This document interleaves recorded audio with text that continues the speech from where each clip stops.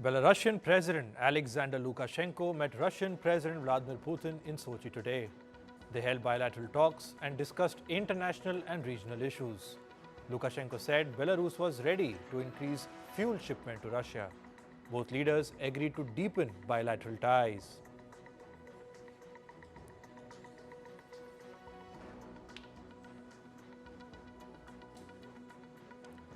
Russia's Defense Minister Sergei Shoigu inspected a shipyard today.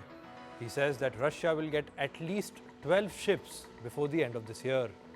He added that new nuclear submarines were being built, which will enter service by 2024.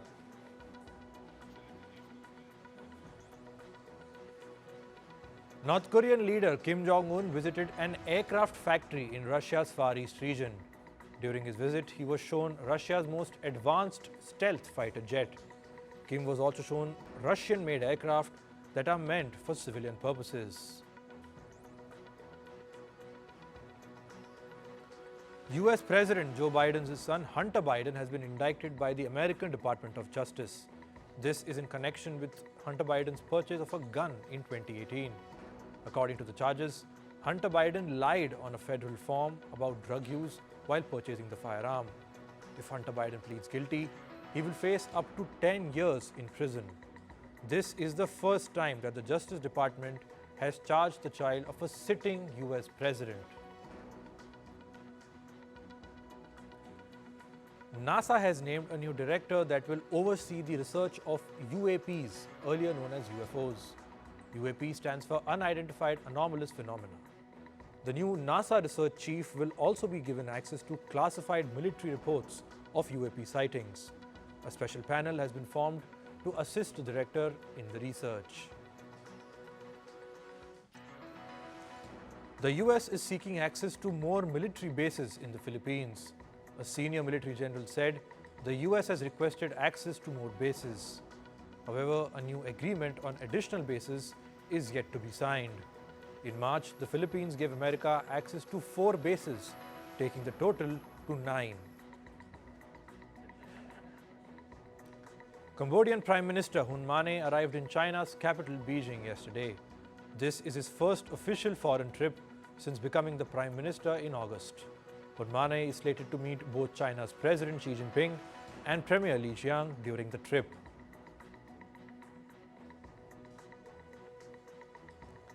Thailand's Pita Limjaroenrat has resigned as the leader of the Move Forward party. He says that the party needs a new figure to lead the opposition in the parliament. Move Forward party now represents the bulk of the opposition. Pita was once the hopeful to become Thailand's prime minister. However, he was suspended from the parliament due to a court case concerning his eligibility to run for office.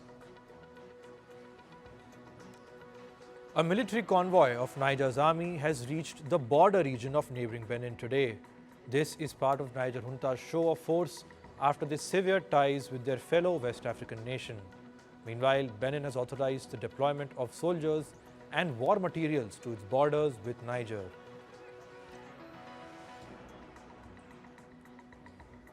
UK Prime Minister Rishi Sunak said his government will invest over $250 million in the National Health Service or NHS. Sunak added that the funding will boost operations in hospitals before the busy winter months. The 75-year-old NHS is struggling to keep up with an increase in patients. Currently, over 7.5 million people are on the wait list for getting NHS treatment. Italy saw the arrival of almost 2,000 asylum seekers yesterday. Deputy Prime Minister Matteo Salvini says the country is struggling to cope with the surge of migrants. He further added that France and Germany have rejected Italy's appeal to help with the crisis. Just this year, Italy has received over 120,000 asylum seekers. The European Union High Representative Josep Borrell met with the leaders of Serbia and Kosovo. They discussed ways to defuse tensions after violence erupted in North Kosovo earlier this year. In late May, ethnic Albanian mayors took office following local elections that were boycotted by ethnic Serbs. Borrell said that the EU wanted to see new elections take place immediately.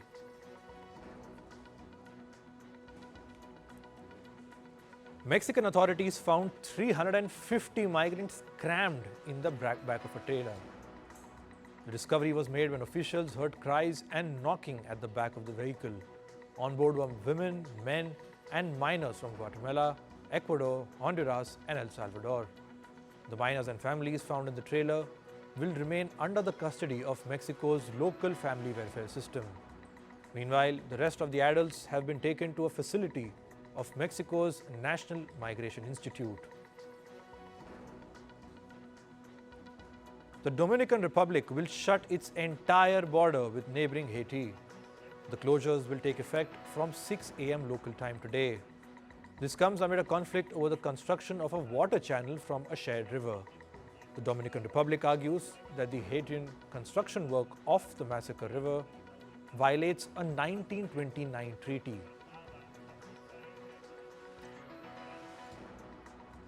Argentine leftist worker organizations took to the streets of Buenos Aires. They were protesting against Javier Milei, who is leading the country's presidential poll. Protesters expressed their fear regarding Milei's controversial political outlook. Demonstrators added that they would oppose Milei's proposal if he wins Argentina's presidential election in the month of October.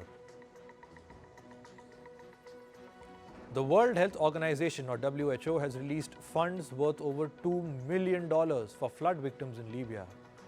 The WHO has also dispatched medical and emergency supplies along with the financial aid. According to UN officials, over 10,000 people have been killed by floods in the North African nation. At least 3 million people have been impacted by the disaster. In climate news, volunteers in the Philippines took part in a trash-picking drive ahead of the International Coastal Cleanup Day today. Over 50 bags of trash were cleaned up from a coastal area near the capital Manila. As per a University of Oxford study, the Philippines is the worst polluter of single-use plastic waste into the ocean. The International Coastal Cleanup Day is held annually on the third Saturday in the month of September. Several climate activists were arrested outside Citibank's headquarters in New York City yesterday. Over 20 protesters were arrested and were released later in the day.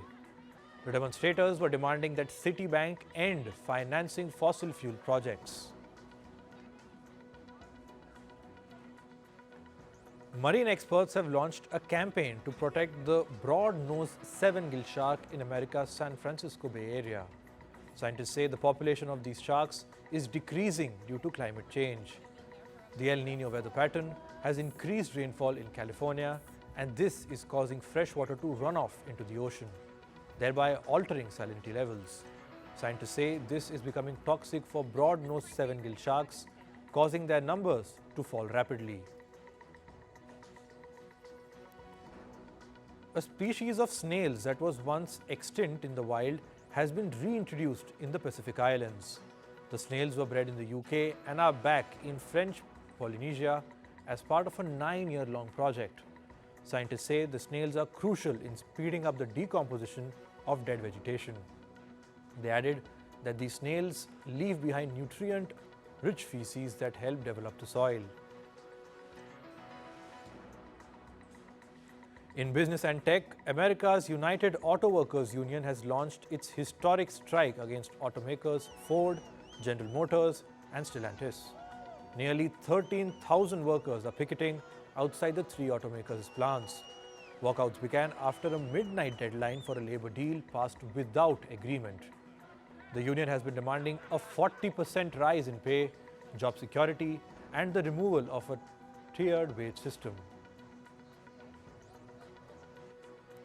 Shares in semiconductor company ARM soared almost 25% above its Nasdaq debut price.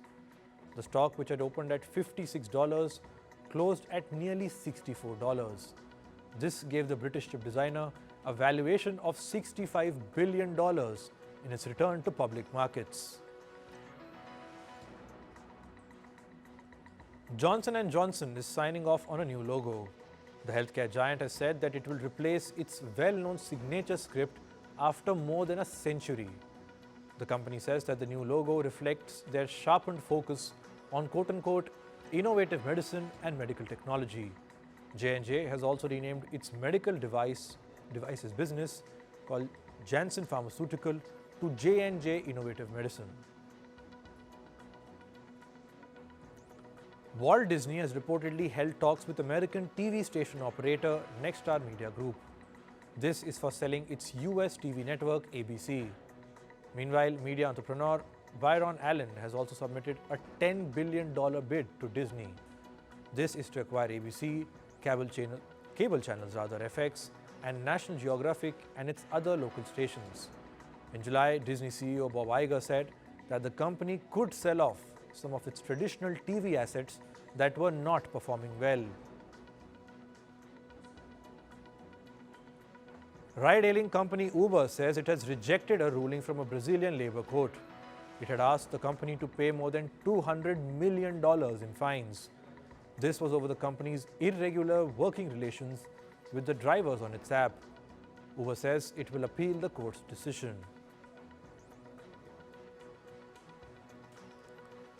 Google will pay $93 million to the U.S. state of California.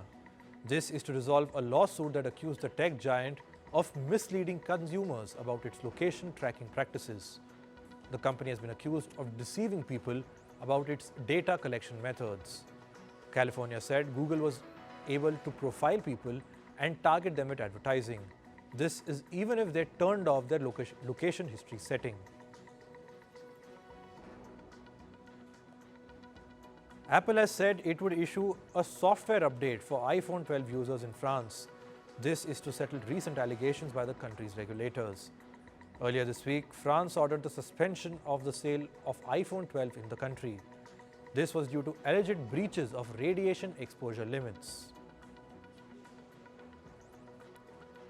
Meanwhile, Belgium has said it will review potential health risks linked to Apple's iPhone 12. This has raised prospects of the model's potential ban among European countries. This comes after France ordered a halt to the sales of the iPhone 12 model earlier this week. France says it was banned because the phone breaches radiation exposure limits.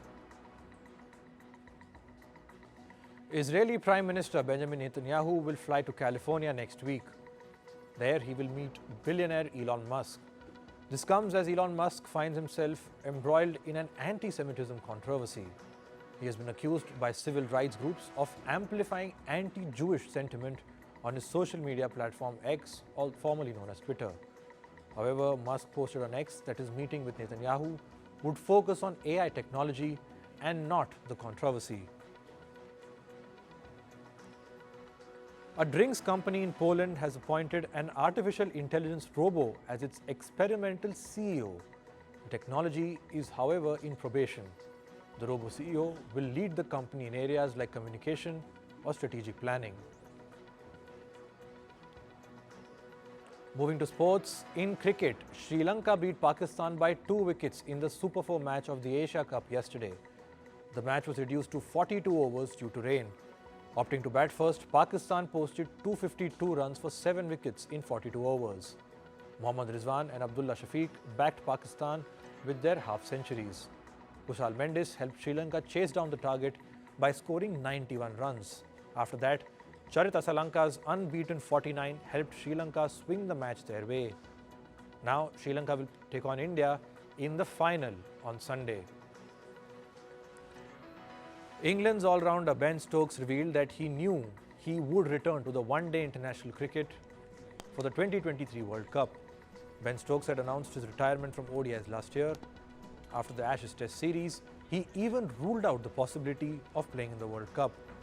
The 32-year-old cited his knee injury as the reason to not return to the ODI squad. He said, and I quote, "I knew that I'd be playing in these games and potentially in the World Cup then when I said that. But it was just the easiest thing to say that and put you off, that's the media, off the radar." Meanwhile, former Australian leg spinner Stuart MacGill has been charged with supplying drugs. The Australian police say he was allegedly involved in a commercial-scale cocaine deal. The retired cricketer came under the spotlight after he was kidnapped in April 2021. After a lengthy inquiry, The police found that the abduction was related to his involvement in the drug deal. In football, the list of nominees for the FIFA Best Player of the Year award is out. Lionel Messi, Kylian Mbappe and Erling Haaland are on the list. Manchester City's manager Pep Guardiola is nominated for the Best Men's Coach. The voting for the 8th annual awards began yesterday on FIFA.com and will close mid-October. Meanwhile, 16 nominees have been shortlisted for the Women's Award. Spain's Aitana Bonmati and Jenny Hermoso are in the running for the Best Player title. Spain's Women's World Cup winning coach Jorge Vilda, who was fired recently, was left off the list. England coach Sarina Wiegman, whose team lost to Spain in the FIFA Women's World Cup final, was nominated as well. Al Ittihad defeated Al Uqdoud 1-0 in the Saudi Pro League yesterday. Karim Benzema scored the only goal in the match in the 72nd minute. The French striker struck the ball with his knee and netted the goal.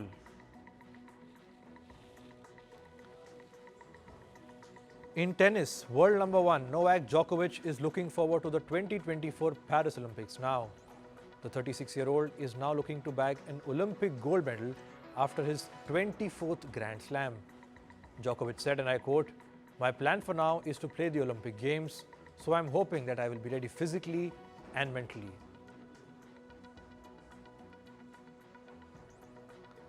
Top seed Ons Jabeur was knocked out of the San Diego Open. She suffered a 6-4, 7-6 defeat to Anastasia Potapova of Russia. Potapova admitted that Jabeur was a very tough opponent to beat as she spoke about her victory.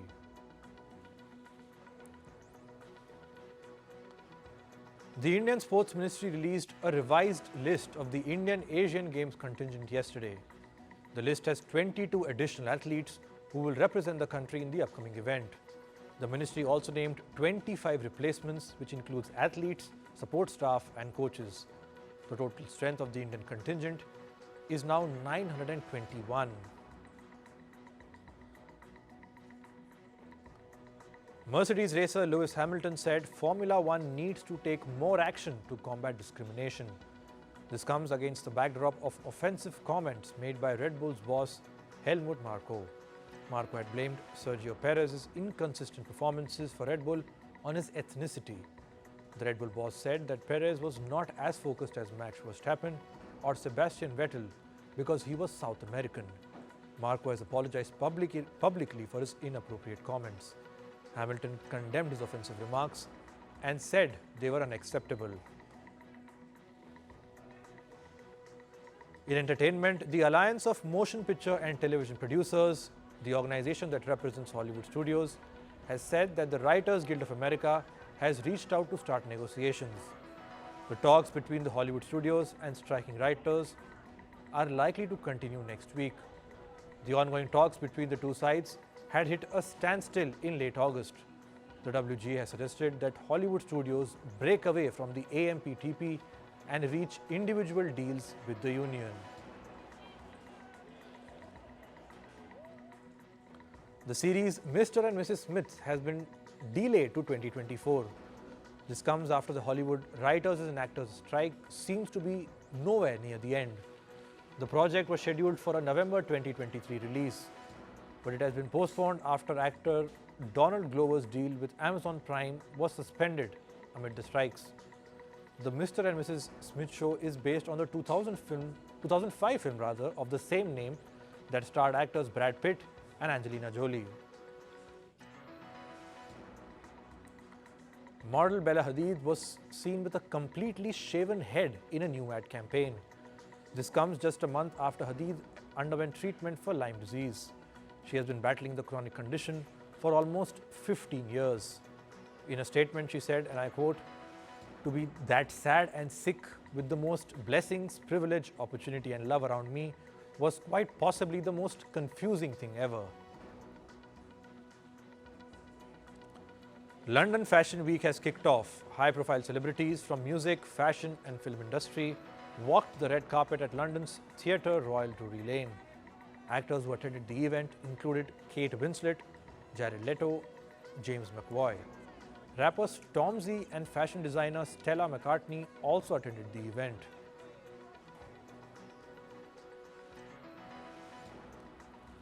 The band NSYNC is gearing up to release their first new song in over 2 decades. Their new song is called Better Place. The news came after bandmates Justin Timberlake, JC Chasez, Josie Fatron, Lance Bass and Chris Kirkpatrick reunited at the 2023 Video Music Awards. The boy band is famous for their songs Bye Bye Bye, Gone and This I Promise You. Actor and comedian Adam Sandler has announced a comedy tour in North America. His show is called I Missed You. Sandler will embark on a tour of 25 cities on the 12th of October. His first destination will be the Canadian city of Vancouver. Sandler teased the show with a promotional video with the caption, "Let's have some fun."